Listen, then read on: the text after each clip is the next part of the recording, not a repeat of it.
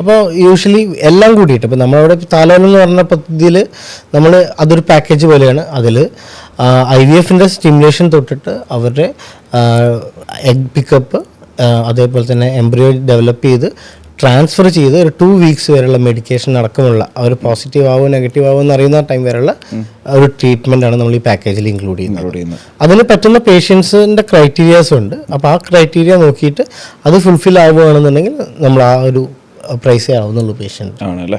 അപ്പോൾ അങ്ങനെ വരുമ്പോൾ എല്ലാവർക്കും അത് അഫോർഡബിൾ ആണ് ശരിക്കും. ഓൾമോസ്റ്റ് അതെ. കാരണം നമ്മളിപ്പോൾ അങ്ങനെ ചെയ്യുമ്പോൾ നമുക്കിപ്പോൾ കൂടുതൽ ഫെർട്ടിലിറ്റി റിലേറ്റഡ് ആയിട്ടുള്ള പേഷ്യൻസ് പലരും കുറച്ച് ഏജ്ഡ് ആയിട്ടുള്ള പേഷ്യൻസ് വരുന്നുണ്ട്, ഫെയിലർ ആയിട്ടുള്ള പേഷ്യൻസ് വരുന്നുണ്ട്, പ്രീവിയസ് ഫെയിലർ ആയിട്ടുള്ള എംബ്രിയോ ഒന്നും അത്ര കിട്ടാതിരുന്ന പേഷ്യൻസ്, അങ്ങനത്തെ പേഷ്യൻസിനൊക്കെ ഇത് വളരെ യൂസ്ഫുള്ളാണ്.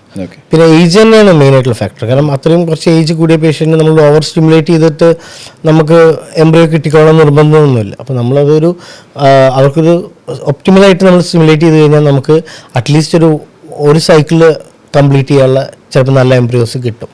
സോ ആ ഒരു ഇത് ഫോളോ ചെയ്തിട്ടാണ് നമ്മൾ ആ പാക്കേജ് സെറ്റ് ചെയ്തിട്ടുള്ളത്.